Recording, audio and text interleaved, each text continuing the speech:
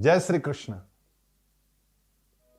यदि आप बड़ा सपना देख रहे हैं और यदि आपको बहुत बड़ा काम करना है तो आपको चाहिए कि आपके साथ में एक टीम हो, आपके साथ ऐसे लोगों का समूह हो जो हर तरीके के काम कर सके और फिर इस काम का विभाजन ऐसा हो कि सारे काम ठीक ढंग से हो सके।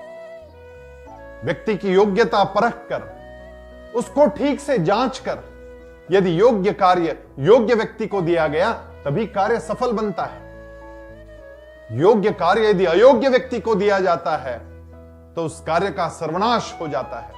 कार्य का विभाजन किस प्रकार करना चाहिए इसका बहुत सुंदर श्लोक भगवत गीता में देखने मिलता है। भगवान श्री कृष्ण कहते हैं, चातुर्वर्ण्यम मया सृष्टवम गुण कर्म विभागशः तस्य कर्तारमपि माम विद्य कर्तारम अव्ययम। यहां पर समझने वाली बात है। भगवान कहते हैं चातुर्वर्ण की व्यवस्था मैंने जन्म से नहीं की। कौन से दो निकष लगाए गए? भगवान कह रहे गुण कर्म विभागशः। मैंने गुण देखे और कर्म देखे और फिर चातुर्वर्ण में विभाजन किया गया। गुण कर्म विभागशः, गुण का मतलब होता है क्वालिफिकेशन और कर्म का मतलब होता है एक्सपीरियंस। किसकी योग्यता क्या है और किसका अनुभव क्या है, यह देखने के बाद ही किसको कौन सा काम सौंपना चाहिए यह तय होता है। और स्वयं पांडवों की सेना में यह देखा भी गया, कार्य का विभाजन जिस प्रकार से पांडवों की सेना में किया गया वो देखने योग्य है। पांडवों के पास केवल 7 अक्षौहिणी सेना थी, लेकिन 7 अक्षौहिणी सेना पर 7 सेनापति नियुक्त किए गए थे। और जबकि कौरवों के पास 11 अक्षौहिणी सेना थी और 11 अक्षौहिणी सेना पर मात्र 1 सेनापति नियुक्त किया जा रहा था। सबसे पहले कौरवों की सेना का नेतृत्व भीष्माचार्य को सौंपा गया, लेकिन भीष्माचार्य की अपनी एक प्रतिज्ञा थी, किसी भी महिला पर मैं बाण नहीं चलाऊंगा। इस प्रतिज्ञा के कारण भीष्माचार्य का वध हुआ।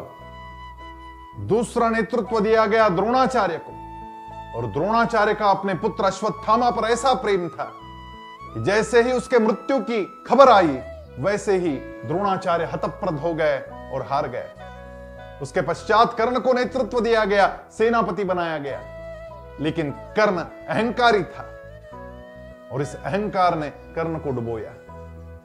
नेतृत्व किसके पास जाता है, काम किसको दिया जाता है, उस आदमी को काम सर्वोपरि होना चाहिए। मेरी प्रतिज्ञा या मेरे अहंकार पर उतना ध्यान नहीं देना चाहिए।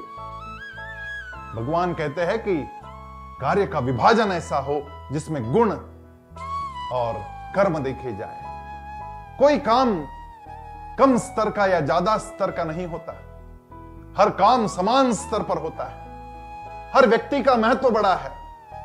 हम लोग घर में भी तो यही करते हैं।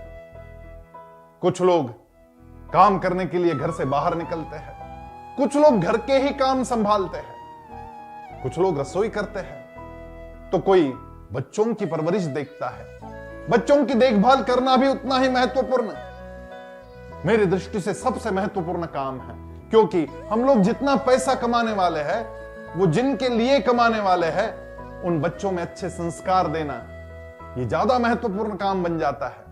और इसलिए उन सभी महिलाओं का जो काम है वो बड़ा महत्वपूर्ण है। सबके भरण पोषण की व्यवस्था देखने वाली माता, उसका भी काम बड़ा महत्वपूर्ण होता है, क्योंकि सबकी सेहत वो कैसा खाना खिलाती है उस पर निर्भर करती है। काम योग्य व्यक्ति को उसके गुण और कर्मों को देख कर देना चाहिए। एक होटल मालिक था, उस होटल मालिक ने बिना बहुत ज्यादा इंटरव्यू लिए एक व्यक्ति को चपरासी के तौर पर नियुक्त कर लिया।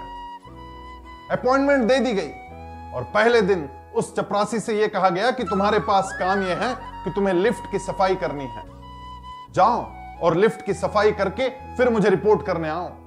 मैनेजर की यह बात सुनने के पश्चात सुबह से शाम तक ये जो नया नियुक्त किया गया चपरासी था ये गायब ही हो गया। पता ही नहीं चल रहा था कि ये है कहां। और जब देर शाम लौट के वो आया तब मैनेजर ने पूछा उससे कि भैया लिफ्ट की सफाई करने आप सुबह से गए हुए हो और अब आ रहे हो? मैंने तुम्हें कहा था कि आ जाना समय पर। तो इस चपरासी ने कहा कि भाई साहब, यह होटल जो है वो 45 मंजिल का होटल है, मैं हर मंजिल पर जाता था।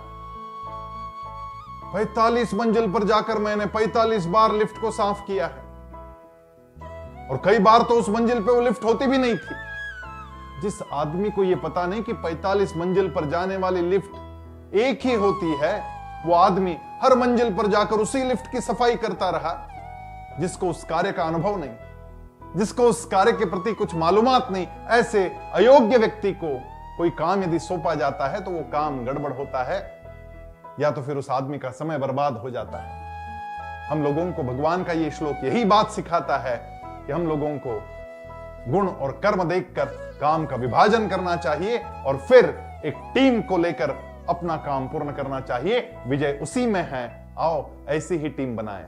जय श्री कृष्ण।